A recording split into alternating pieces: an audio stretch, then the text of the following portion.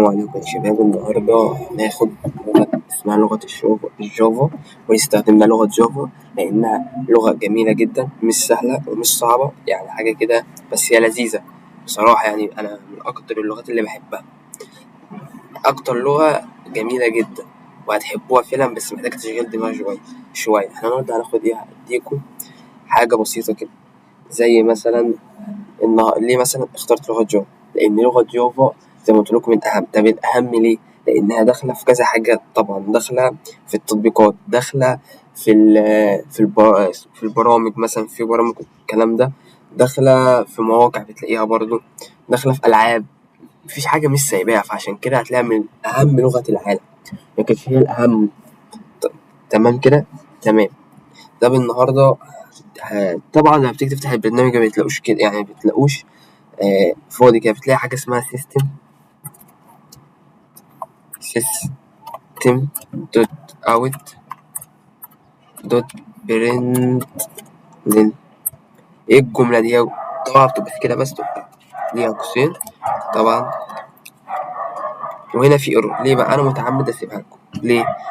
لان هتلاقي هنا في اول الكلام بيقول لي في حاطط لي خط كده، طالما حاطط لي خط يبقى في ايرور. طبعا لما اجي اقف هنا كده بيقول لي ان الايرور في السيستم، فانت بتروح تبص على السيستم عامل كده، تطلع ان لازم اول حرف يبقى كابيتال في السيستم.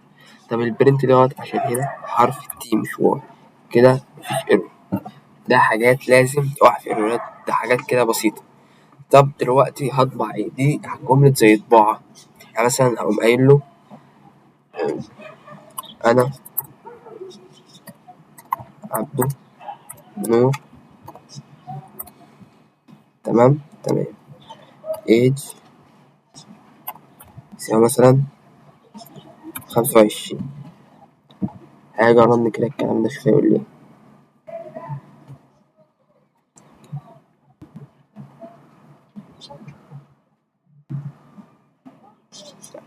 أنا عبده نور ايج 25.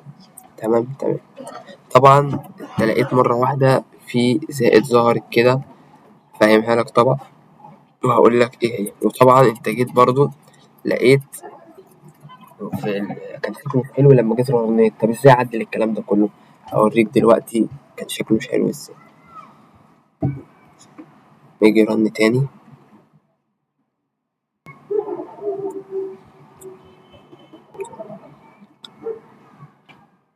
انا عبده نور ايد يساوي 25. انت لو في شركة ايه المنظر مش كويس، فازاي اخليه بقى منظر كويس؟ اول حاجة حطيت علامة ازاي دي عشان اقول له ان انا جنب الكود ده، جنب عبده انا عبده نور، احط ايد يساوي 25.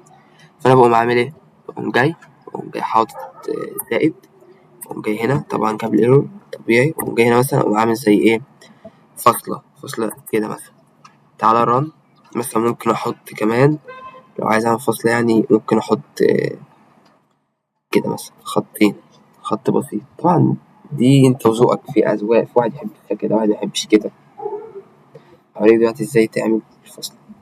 هتظهر طبعا معنى الناجح أو عبده نور، أنا عبده نور، الفصل اللي احنا حطيناها ايج 25. وده كان النهاردة نهاية حلقتنا. متنساش تعمل لايك وتشترك في القناة لو الحلقة عجبتك.